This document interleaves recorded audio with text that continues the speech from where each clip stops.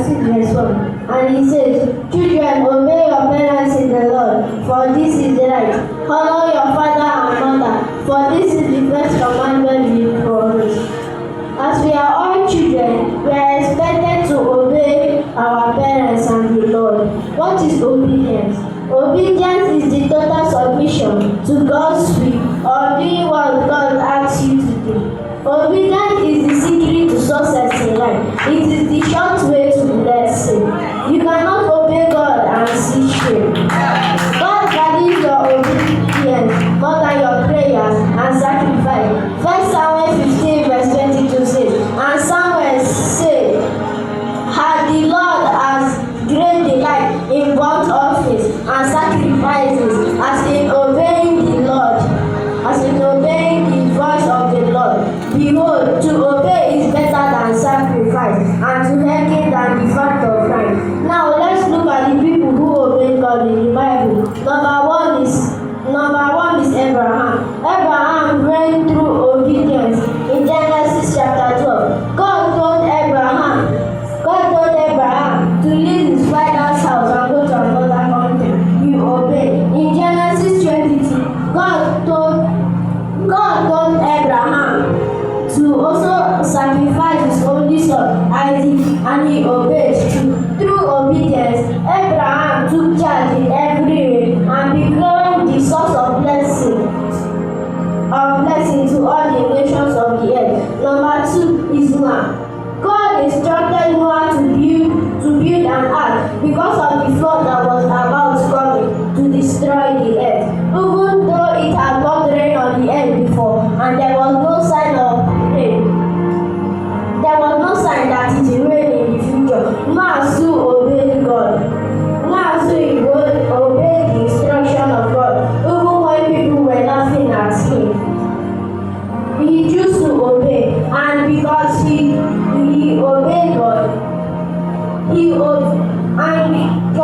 obeyed God, his life and his family were preserved. Number 3 is Peter. Peter was a professional fisherman. Jesus saw him on his duty post and asked him to follow him, that he will make him fisher of men. Peter obeyed and followed him.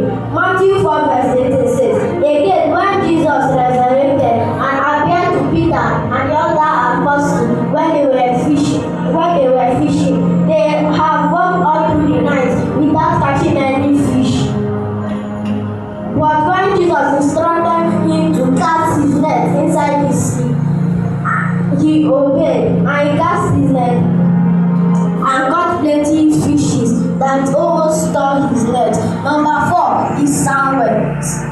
When Samuel's mother Eli took him to stay with the priest, because when Samuel's mother Hannah took Samuel to stay with the priest, Hannah did not have any child. She now promised God that if God give her a child, that she will give her child back to him. Then when God gave Hannah a child, she carried Samuel to stay with the priest Eli at age.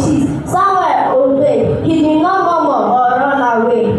So he became one of the best prophets in Israel. Even when Eli's children, they were disobeying, he did not follow them. He went his own way. 1 Samuel 2 verse 18 says, but Samuel ministered before the Lord, being a child, guided with a leaning ephod. Number 5 is David. David obeyed his father and took care of the father's sheep in the bush without complaining. And because he was able to take care of sheep in the bush, he killed a lion, a bear, and was also able to kill Goliath.